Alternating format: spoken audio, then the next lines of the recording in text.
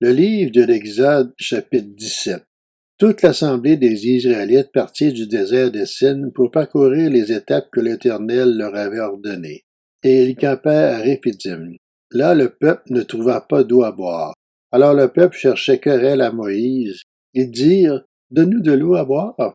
Moïse leur répondit, pourquoi me cherchez-vous querelle? Pourquoi provoquez-vous l'Éternel?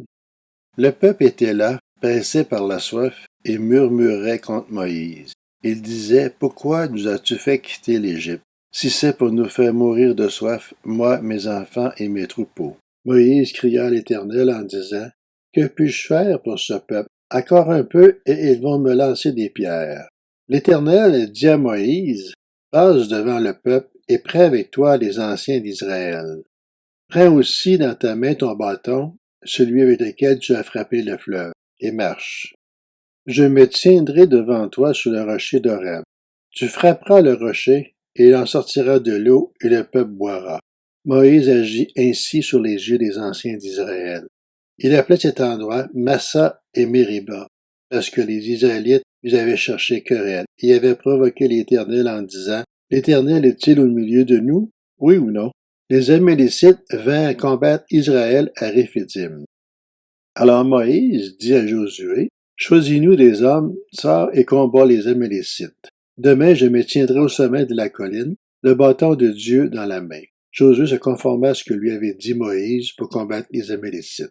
Quant à Moïse, Aaron et Hur, ils montèrent au sommet de la colline. Lorsque Moïse levait la main, Israël était le plus fort, et lorsqu'il baissait la main, Amalek était le plus fort.